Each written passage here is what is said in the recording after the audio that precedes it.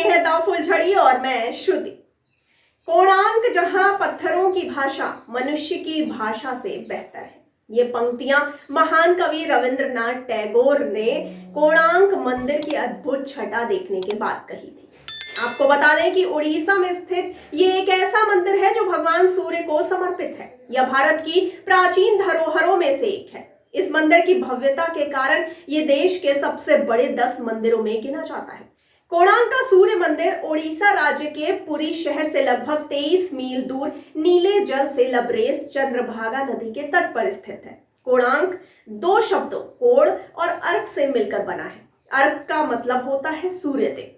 इस मंदिर में सूर्यदेव रथ पर सवार है।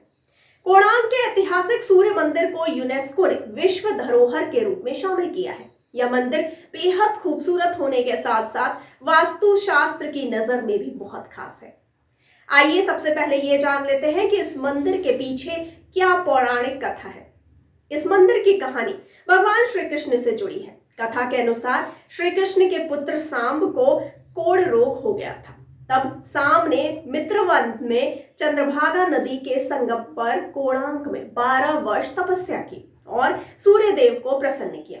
सूर्यदेव के आशीर्वाद से सांब पुनः पहले जैसे हो गए। आइए अब जान लेते हैं इसके अद्भुत स्थापत्य कला के बारे में। इस मंदिर का निर्माण कलिंग वास्तुकला के अंतर्गत हुआ है। इस मंदिर का निर्माण बलुआ पत्थर और ग्रेनाइट से हुआ है। इसके प्रवेश द्वार पर 2 सिंह व हाथी बने हुए हैं।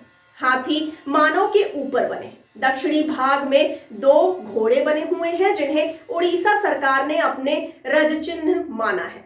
मंदिर में फूल बेल और ज्यामिति नमूनों की नक्काशी की गई है। इसके साथ ही मानव, देव, गंधर्व, किन्नर आदि की आकृतियां भी ऐन्द्रिक मुद्राओं में बनाई गई है।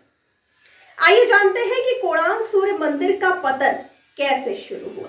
आपको बता दें कि कई सिद्धांतवादियों ने अपने तरीके से मंदिर के पतन की व्याख्या की है। एक सिद्धांत के अनुसार कोणार्क मंदिर का हिस्सा इसकी अपूर्ण संरचना के कारण टूट गया था। राजा लंगुला नरसिंह देव जिन्होंने मंदिर के निर्माण की शुरुआत की थी, उनकी अकाल मृत्यु के कारण कोणार्क सूर्य मंदिर का कार्य पूरा नहीं हो पाया था।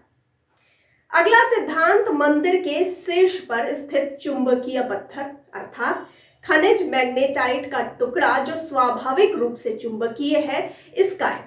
चुंबकीय पत्थर के स्थानांतरण ने मंदिर को भारी नुकसान पहुंचाया क्योंकि कोणार्क सागर से गुजरने वाले कई जहाज इसकी ओर आकर्षित होते थे। इसके अलावा यह चुंबक समुद्र में लगभग सभी जहाजों के कंपास को खराब कर देती थी।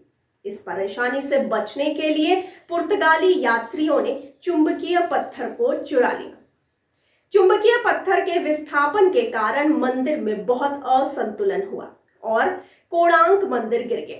लेकिन इस घटना या कोणार्क मंदिर में इस तरह के एक महान चुंबकीय पत्थर की उपस्थिति का कोई भी ऐतिहासिक रिकॉर्ड नहीं दर्ज है। आइए अब जानते हैं कि क्या है यहाँ की पूजा अर्चना संबंधी धारणा। आपको बता दें कि यहाँ ऐसी मान्यता है कि मुगल काल में मंदिरों को तोड़ने के लिए अथक प्रयास हो रहे थे। मंदिर के पंडों ने भगवान की मूर्ति को रेत में दबा दिया और बाद में पुरी भेज दिया। लेकिन यहाँ के लोगों का ऐसा मानना है कि सूर्य देव की जो मूर्ति नई दिल्ली के राष्ट्रीय संग्रहालय में रखी गई है, वही प्रधान मूर्ति है।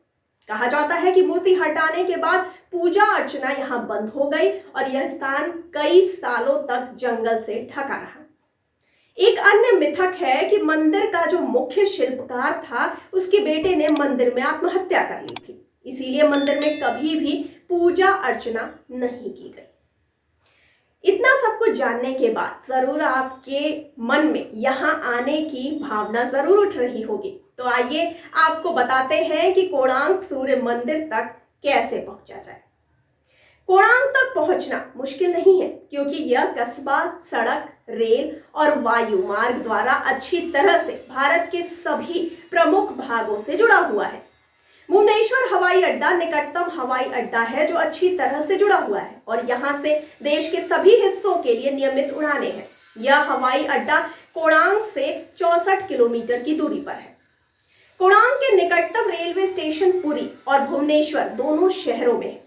एक व्यापक सड़क नेटवर्क द्वारा राष्ट्रीय और राज्य के राजमार्गों के जरिए कोणार्क को शेष भारत के साथ जोड़ता है। तो आप इन तीनों मार्गों की सहायता से जो आपकी इच्छा हो उससे आप कोणार्क मंदिर पहुंच सकते हैं। तो आपको ये पूरी जानकारी कैसी लगी और आप कब दर्शन कर रहे हैं कोणार्क मंदिर में, ये भी बताइए हमें कमेंट बॉक्स में कमेंट करके। साथ ही साथ इसी तरह हमारे चैनल को लाइक, सब्सक्राइब और शेयर करते रहिए और मुझे दीजिए इजाजत। धन्यवाद।